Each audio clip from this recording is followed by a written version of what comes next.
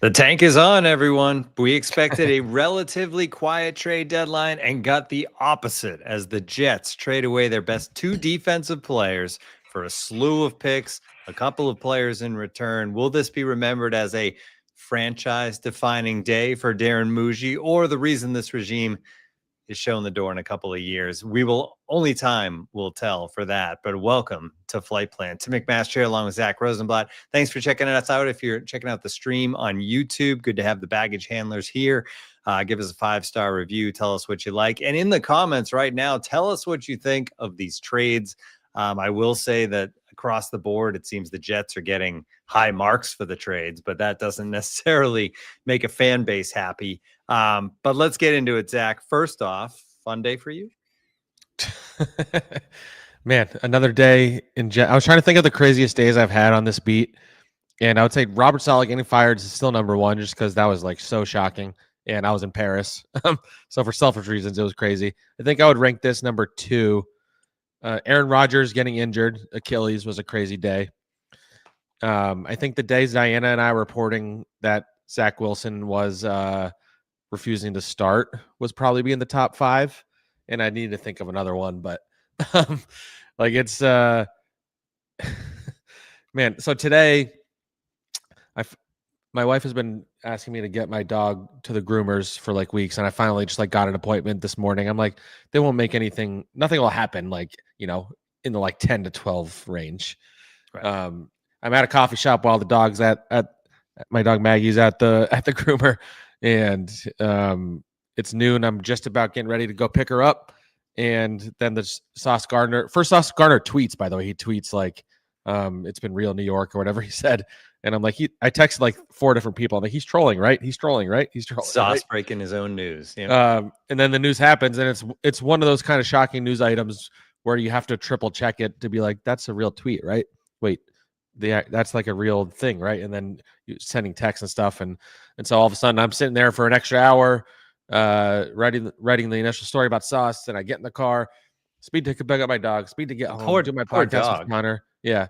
And then while we're on the podcast with Connor, Quinnen Williams gets traded, and then I'm just anticipating other trades also, which we'll get into. But yeah, just another just absolutely crazy day.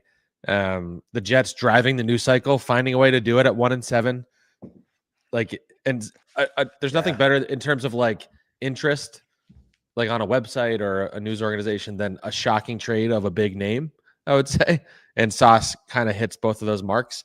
And yeah, I mean, just this is another one of those days. You and I have been doing this podcast, not this specific podcast, but podcasting together since the start of the 2022 season. We've had a lot of crazy things we've had to cover. Like one day we should like just rank the crazy things. So unfortunately, we don't have Marissa, because she'd be good at like pulling clips or something. Well, we could bring her in for that one. Yeah, let's hire her on for like a week or something. Or we'd love to have her back permanently, if I'm being honest. But anyway, a lot of crazy moments that we've covered. This is right up there with the craziest for sure. Yeah, it certainly is. Let's get right into the trades. I was going to go a different direction. I completely lost my train of thought. So let's get right into it. First one, Sauce. So he goes to the Colts. Colts, man, they are going for it. Daniel Jones and the way they've played. And here we go. 2 first-round picks, 2026 and 2027, and wide receiver A.D. Mitchell, who was a second-round pick just 2024, but obviously is kind of fallen out there in Indy. And if you look at the usage and stuff, they're really not throwing it to him at all. So he's kind of an extra piece for them. But, just break down this trade first. Was Sauce disgruntled? What is the background here other than the Jets maybe just being blown away by 2 first-round picks and a player? I mean, I think that's ultimately what it comes down to. It was the offer. But I mean, there's no other way to put it other than shocking. They just signed the guy to a contract, making him the highest paid corner average per year, which was kind of a misnomer, which I'll get into in a second. But I mean, this is an elite cornerback. Like I know there are people that had soured on him, but like just take a step back and like he's better than any cornerback the Jets have, and it's hard to get guys of that caliber. But at the end of the day, if he was as untouchable or as valued by this organization, they wouldn't have traded him at all. Like I've said this I was on WFAN a little bit before this, and I said, the Broncos aren't taking calls on Patrick Surtain, and I'm not saying Sauce is as good as him because he's not, but he's close. The Broncos are also a playoff team. I know, but true. But like even so, like you don't. Yeah. If you feel like a guy is like a guy you need to have on your team to be a contender, then you don't trade him, even if it's a blow you away offer. So what I would say is about this specifically and how it came together. So from what I understand, the Colts were calling around over the last few weeks to find cornerbacks, and they called the Jets about their cornerbacks, not just Sauce, like the other guys in the room too, I would say. But like the mention of Sauce led the Jets to be like, look, we wouldn't even consider that unless you absolutely bowled us over with like a crazy offer. The Colts were like, okay. You go through, I don't know how long of a process this was, but you get to this week, and as Mougey said in his press conference, the offers just kept getting more significant and more significant to the point where it was 2 first-round picks, and they said, okay, now we're listening. And I think it was actually the Jets that pushed to have Adonai Mitchell in the trade, the wide receiver. They didn't want to do it unless they were able to get like another young player in return, especially at a position that they need. And so they got a guy who was drafted in the 2nd round last year. He's had his ups and downs. He had a Malachi Corley moment this year where he let the ball go before he reached the goal line. But he's a guy with some intriguing size and speed. And I think last year he was among the league leaders in open score, meaning he gets open as much as anyone. Anyway, that's not the important part of this trade. The important part is they traded away Sauce Gardner. And, the combination of trading away him and Quinnen, you just traded away 2 of your cornerstone players. And so the Sauce one in particular feels more like the white flag to this season. While also, it's such an interesting one to talk about because it's hard to turn down multiple first-round picks for anybody, especially non-quarterbacks. Like there's not many. Jamal Adams is one of them. There's not many non-quarterbacks that go for multiple first-round picks. But the flip side of that is when you're drafting in the first round, you're trying to get somebody of Sauce Gardner's caliber. So, right. So are you going to go 2 for 2 with these first-round picks? And yeah, they're not. I mean, this year it's going to be a low first round. I mean, it's still a first-round pick, but it's going to be like 25 or something like that. Yeah. I mean, the Colts are already going to be in the top 4 in the AFC, and they just got significantly better. So I would think that would be a good pick. The one next year maybe is the more valuable one, the 27 pick. But yeah, that's, they need a hit on these picks. You can say, okay, you don't need a hit on all of them. You're getting more bites of the apple. That's all true. And the reality actually is if they use these picks to get the franchise quarterback and they actually get him and he pans out, then it was all worth it. And you're like, okay, you trade Sauce Gardner, you trade Quinnen Williams.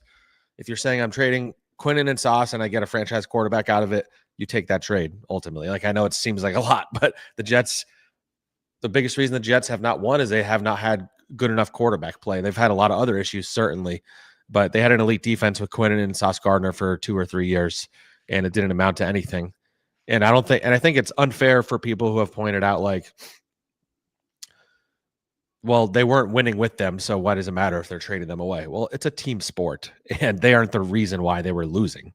They didn't ultimately contribute to a winning team, but like, if you're blaming Quinnen Williams for the fact that he hasn't made the playoffs since being drafted in 2019, you're completely leaving out that Adam Gase and Robert Saleh and Jeff Ulbrich and Aaron Glenn so far were his coaches. Like they're and a lot of all the other issues they had. So I think that's ridiculous. You want blue chip players. Sauce Gardner is a blue chip player. I will say that forever. Like at the moment they're trading him, he's a blue chip player. We'll see what happens in Indy.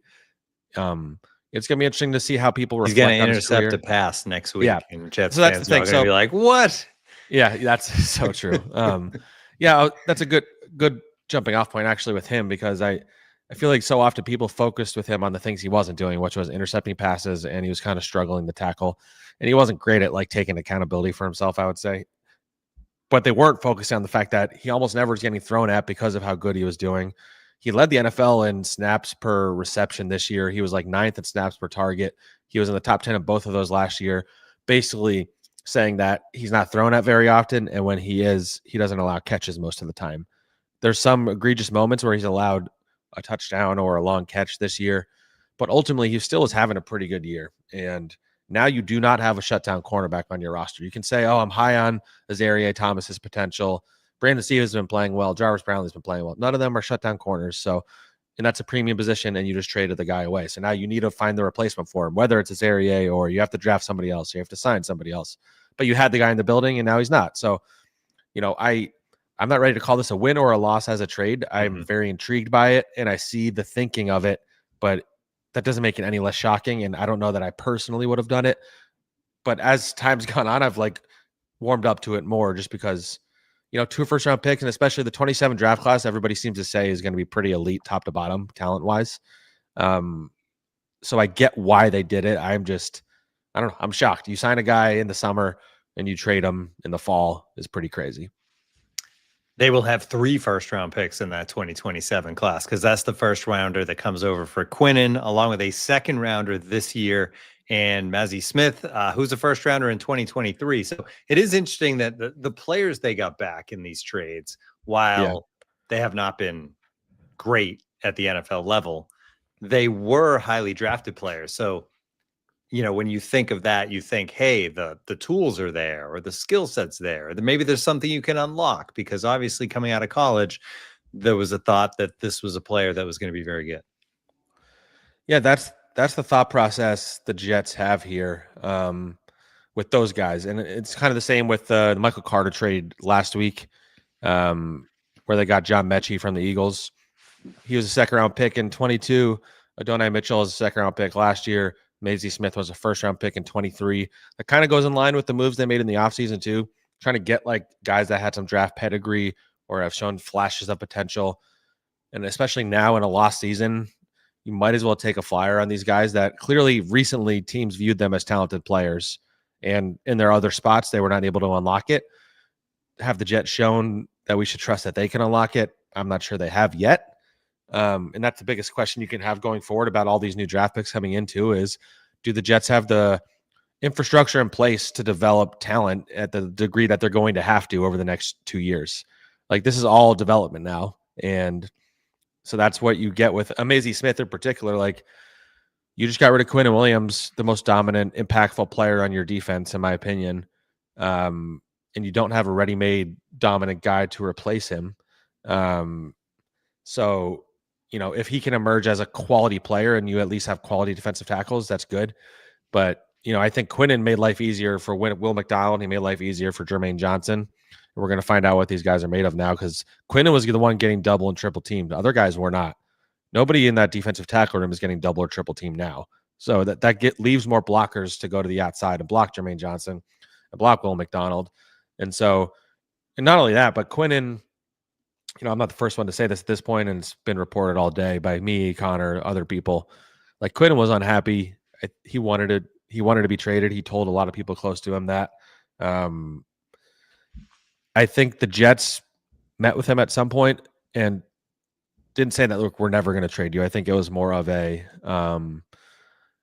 we value you and we want you here, but if somebody blows us away, it's on the table. I think they were honest with these guys. And I think they had the same conversation with Jermaine Johnson, who was pretty heavily involved in trade discussions. I think teams were interested in him, but weren't willing to trade what they needed for him. But anyway, Quinnen kind of deserves a chance to go somewhere else at this point. He's been through a lot here.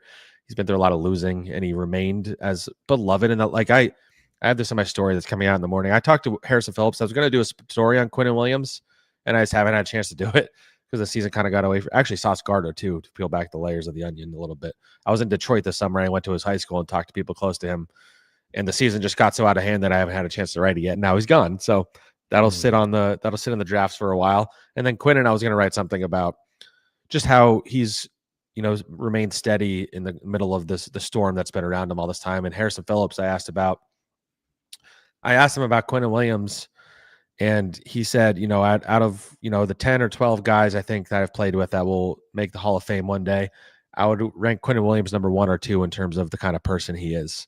And so that's the amount of respect he has in that locker room, even while he's very openly unhappy. And so they're going to miss him. It's a big loss, but at the end of the day, that's a, divorce that was probably going to happen in the offseason anyway. And so I completely understand doing it now. I was told they wanted way more than that to even consider it. They wound up backing off on that. I think the Cowboys being the team they traded with is notable because they're not good this year. Like, I think they've gotten that was interesting. They've gotten pretty universally bad grades for this trade because the Cowboys, as of right now, are not making the playoffs. Their chance of making it is pretty low, like percentage wise. And so that also put their odds of being bad in 2027 pretty high. So it could be a high second round pick this year and potentially a high first round pick in 27 for a player in Quinnen Williams that's getting older, closer to 30. As time goes on, he won't be in his prime anymore. So I think that trade you could call a win, even if they're going to miss him at the end of the day. We're gonna get into Breece Hall in a second and the guy who wasn't traded, right? But first, the fascinating thing about the way this all lines up to me is you have 2 first rounders coming up in 2026. One of them, I mean, very likely could be the number 1 pick, right? Like the Jets are in that position now. They just got significantly worse as a football team. And then 2027, you have 3 first round picks. You just said it. The Cowboys one could be good. Who knows about the Colts? I can't imagine a world where the Jets pick isn't top 5, right? Like after all this, who knows? But you think quarterback, right? You have to get your quarterback. You're going to be in a position to take any quarterback you want next spring with the number 1 pick. And then all these other first round picks right? Like they're just extra. Like, what else can we get to build a young nucleus on this team? Or if you have somebody in mind, Arch Manning, the next year, you could either trade that number 1 overall pick to get more, maybe another first round pick to add into the pile, or you could take, a key other player to set up the offensive line for when you take the quarterback. But you could roll the dice and kind of kick it forward and say, no, we're not going to get that quarterback until 2027, because even if we don't have the number 1 pick, we're going to have the picks that we can move up and get them. It'll just be fascinating to see the direction they go. And I guess it'll depend on how they grade these players that are coming out this year. Yeah. I mean, I think one thing Mougey was emphasizing in his press conference was flexibility. This gives them flexibility, and that's true. The question I have is, like, can you afford to, I've seen a lot of discussion around whether they can kick the can down the road another, to 2027 at quarterback, like you're talking about. But I don't know, that seems risky to me, especially if next season, you can't plan on a season going terribly, but what if you're not the one making that pick at the end of the day? So I don't know. All part of the conversation is going to be, number 1, how do you feel about these quarterbacks in this draft class? Like, do you think Fernando Mendoza, or if Dante Moore comes out, or if the kid from Alabama, if you love him, do you view, and if the Jets are in position to draft them, whether they're first or second or third or whatever it is, do you feel like this is the guy that we can build around? Is there somebody that comes available on the trade market or that's not available that you can do a Godfather offer and go get them? They have the assets to do that while still having draft picks left over. That's also true. Or is there somebody, or you do not feel like any of these guys are worth it this year and you want to kick the can down the road again in 2027? I lean towards them drafting a quarterback in 26. This is going to be something that I'm going to be writing a lot about over the rest of the season and in the off season. We're going to be having a lot of podcasts next week. Yeah, honestly, we probably have to at this point. Maybe just shuffle in different draft analysts. Get Connor Rogers in another week, and Nick Baumgartner another week, and get Will Parkinson back in here. But yeah, I mean, they have a lot of paths they can go, and it's going to be on. That's where the pressure is going to lie on Darren Mougey. He put the target on his back by doing these deals. Aaron Glenn is very involved in all the decisions, and what it comes down to is he going to make the right draft picks? Is Aaron Glenn going to develop these players, these quarterbacks, and is he going to coach them up to be in position to win football games? And so far, we don't know that they're going to be able to do either of those things. The evidence from this season isn't amazing, though it wasn't like an all-in season. Even if, they wanted to tell us they're trying to win now, it's very clear that they are not anymore. And so now we have to find out what this regime is made of. And I think, with Aaron Glenn, the rest of the season, the big question is, are these guys going to still fight for him, or are they going to give up because they've given up on the season, it looks like? So, that's going to be the biggest thing for me, not the results at the end of the games.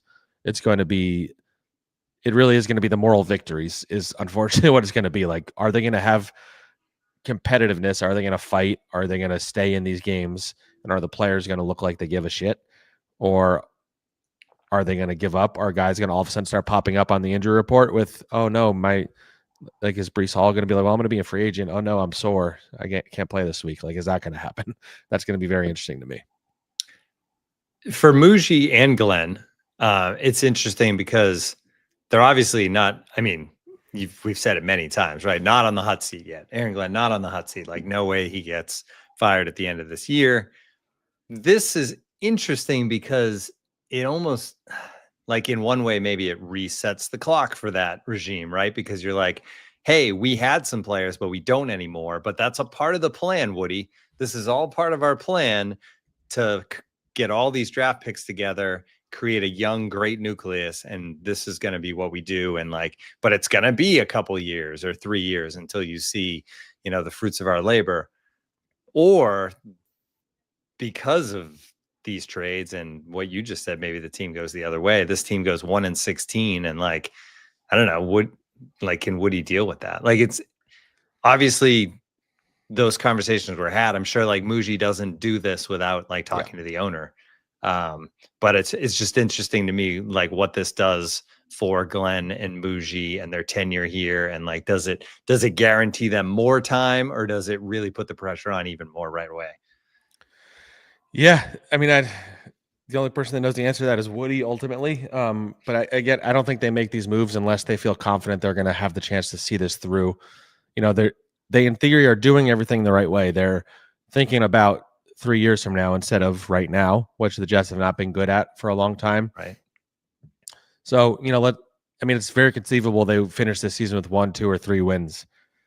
Does that mean you go into the next season and Aaron Glenn feels like he's on the hot seat if Darren Mougey feels like he's on the hot seat? And do they start acting in ways that people on the hot seat do, which is start trading away assets and trying to get players to help you win now and things like that? Like, we're going to find out pretty quickly.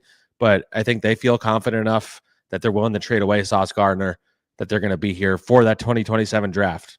And again, everybody says that draft is apparently loaded, quarterback, wide receiver, all that stuff. So if they feel like, this offseason, by the way, they're going to have like over 80 million in the cap space. So Darren Mougey's going to have a roster in his image. Aaron Glenn's going to have a roster in his image, and the pressure's on them to figure it out. And, I guess we can use that to segue to the Breece Hall and Quincy Williams of it all. And whether they're going to be a part of it, because that's a part of the conversation right now for sure.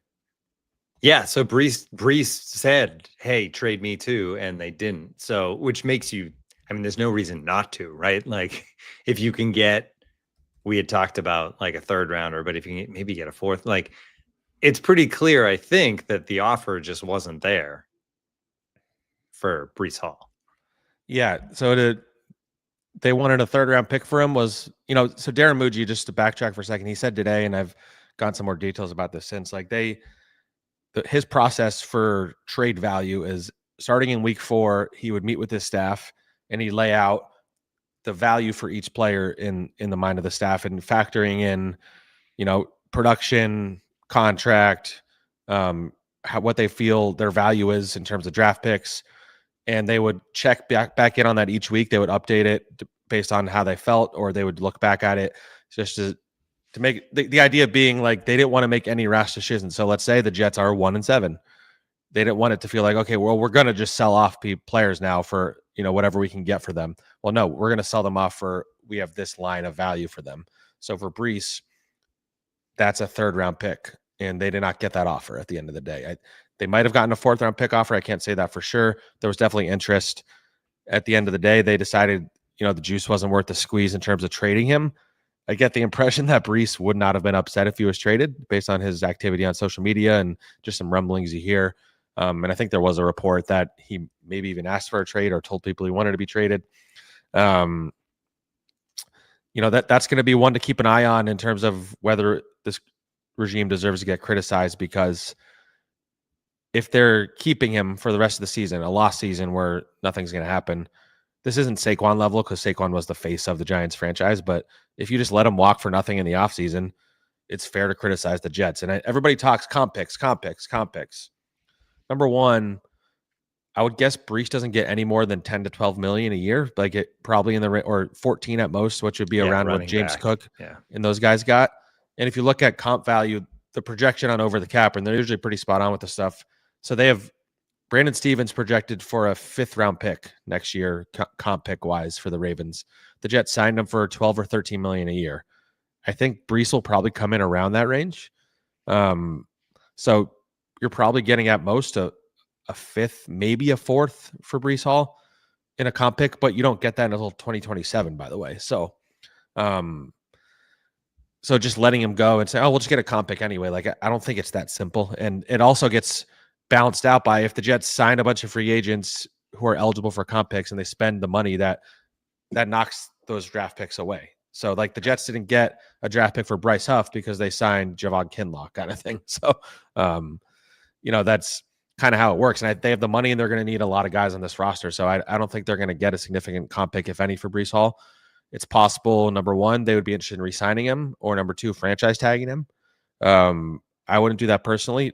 I wouldn't say they're not interested in that based on what I've heard. I wouldn't say they're definitely going to do it either. But, I don't know that Breece Hall is definitely going to want to re-sign. So, that's one that, and Quincy Williams also, maybe even more than Breece Hall. Like Breece, I could see a case for them wanting to have him back next year. He's a good running back. If you do give him the franchise tag, you're just setting yourself up to be in the same spot, right? Where you're trading him next year. Exactly. Yeah. Which maybe that's what they want to do. So because they view him, maybe they can get more for him next year or something like that. The Quincy one, I would have just traded him away, honestly, unless they really feel like he's a part of the defense and they want to re-sign him. I think they wanted a 4th for him. They probably didn't get that offer, I would guess. It's hard to trade guys who are in the last year of their contract a lot of times is also part of the issue.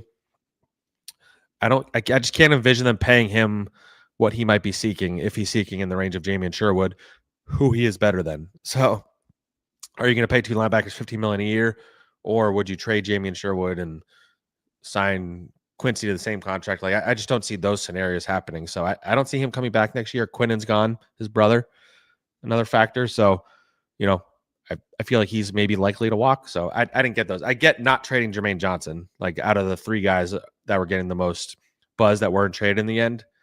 Jermaine's under contract for only like 12 or 13 million next year. He's a really good player. He's an emotional leader. He wants to be here. So I get that. I mean, Connor reported they were offered a 2nd round pick. I haven't heard that myself.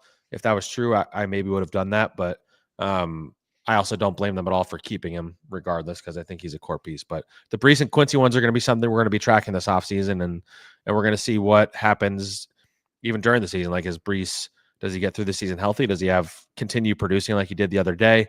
And that's all going to play into it. So that's all part of the future part of this. Like, do they view those guys as part of the future? If not, why didn't you trade them? Sauce Gardner signed the big deal, said he wanted to be here. Went ahead and signed that contract. The other guy that did the same exact thing was Garrett Wilson, who has said all the right things, and you've said it, has become a leader on this team. How does this impact Garrett? Because Garrett had to be thinking when he signed the deal, by 2026 we're going to be competitive. I believe in this team and where we're heading. And now, I mean, we can get to that after it, but it feels like competitiveness is maybe 2027. Is that something that Garrett Wilson is not happy that he signed up for? Yeah, I mean, look, I can't imagine Garrett's going to be thrilled about the direction of the team this year, because he's a highly competitive person and wants to win badly, and he deserves it. He played at Ohio State, where they don't lose very often. This actually is a point I brought up earlier that I wanted to circle back to, so it's a good not transition, but like the contract. So the contract they signed for Garrett and Sauce were similar in like the totals, but like if you like break them down, they were quite different. And Darren Mougey, I thought it was fascinating today when he was talking about the Sauce trade, how in the contract, how they structured it in a way that would allow them to trade him eventually if the opportunity arose. So basically they signed him the way that it was signed. There wasn't a lot of guaranteed money. I think Sauce was maybe a little too focused on wanting to be the highest paid corner in terms of average per year, which is kind of a misnomer, because it's what matters is guaranteed money and bonuses. And so they're not really going to have a lot of dead cap outside of the signing bonus and his guaranteed salary from this year that they're going to be really eating. So that's why it was easier to trade him. Whereas Garrett's had significantly more guaranteed money, going to be harder to trade him, and that's because the Jets did not want to trade him. And I don't think he's going to be demanding a trade or anything like that. And I think the reason why when teams called on Garrett, which they did, especially once Sauce was traded, I think teams were like, "Oh, can we just keep picking at this carcass? Can we keep picking at this Jets carcass and try and get every last bit of talent that they have?" And the Jets were like, "We're not interested in trading him." And it kind of goes back to what we've alluded to a bit with the quarterback stuff. You want this to be an environment that a rookie quarterback can come into, and he's going to be in position to succeed. And they have the pieces to be that. They have an offensive line that I think is going to be solid. They at least have 3 guys on that offensive line I feel good about. In Olu, Membu, and Joe Tippmann. And then you can decide what you want to do with, John Simpson and AVT. You have, in theory, a running back in Breece Hall. You have a tight end in Mason Taylor, and you have a number 1 wide receiver in Garrett Wilson. That's a better situation getting walked into than Sam Darnold or Zach Wilson had. Sam Darnold in particular is the notable one because Zach Wilson, I don't know that was ever going to be good. Sam Darnold had a terrible situation he walked into. Now, the coaching staff needs to be the right one also, and we don't know that they are yet. But Garrett Wilson, the reason why he's not going anywhere and why they're going to keep building around him is because they need a number 1 receiver for that quarterback whenever he shows up. So they need to do a better job of building that receiver room around him. It's pretty bad right now. Even you add A.D. Mitchell, you add John Mechie. There's a reason is why A.D. Mitchell their number? He's probably not their number 2. He might be. The rest of the season, why not? Yeah. Josh Reynolds is on IR. Injuries, yeah. So the other guys are Tyler Johnson, Arian Smith, and Alan Lazard. By the way, I tweeted this. I did not have on my bingo card Alan Lazard outlasting Sauce Gardner with the Jets. What a world. We just assumed he was gone this offseason, and he's still trucking along without his buddy here. So, but yeah, Garrett, he'll be a Jet. Maybe, clearly Darren Mougey showed that no cow is sacred in this organization. Anybody is tradable for the right price. As Bill Parcells once said, I'd trade my wife for the right price or the right offer or whatever it was. He said that to Aaron Glenn back in the day, which funnily enough, Aaron Glenn was about to say that the other day and stopped himself, but it became very smart move. Yeah. So when you look at this roster, I mentioned this, but when you look at this roster, the way it is now you're going to throw in a couple first round picks, but rookies have their growing pains. I'm just trying to look to Nick because this year's lost, right? Obviously they are what they are. They're bad. And now if I was, I'm a fan, I'm kind of embracing the tank at this point because like I said, if you can get that quarterback number 1 this year, it just sets you up so well with all these other first round picks. If the right guy is there and you take him. But can this team be competitive next season? With the $80 million, 2 first round picks, the roster they have right now, is there a way that this team can be competitive a year from now? Can they be? Yes. But I'm skeptical, I think you are, based on the question that they will be, because I'm willing to give this front. I'm not gonna lie. Mougey kind of impressed me today. Yeah, I think if you're gonna turn around a franchise with this history, you got to do bold stuff, and that's what he did. You think back, obviously the famous one is Herschel Walker and the Cowboys. Now they got 7 first rounders or whatever the absurdity of that. That was a different NFL back then. But there are examples throughout the NFL history of teams making these big moves, stockpiling the picks, nailing the picks, and bam, you have a huge competitive window. And he's taken the shot. So I'm impressed, but we'll see what happens. I'd say Trader Darren has been impressive. I think the trades he's made have been generally impressive. Again, I think it's TBD on the Sauce trade. I'm still kind of in shock about it, frankly. But we're going to find out if Azareye'h Thomas has the ability to be a starting corner. If he is, then you're in pretty good shape there. But in terms of next year, I don't know. I'm skeptical. You just traded your 2 best defensive players for a defense that is not very good already right now. You don't have a quarterback, and you're kind of going to be mixing and matching a wide receiver the rest of this season. We don't know who they're going to bring in there. You need defensive tackle. You need linebacker probably, especially if Quincy leaves. You need safeties. Andre Sisco's out for the year, by the way. That's happened since our last pod, and he's a free agent anyway. And they don't. And Malachi Moore, I think, has shown some talent, but I think he's struggled a bit.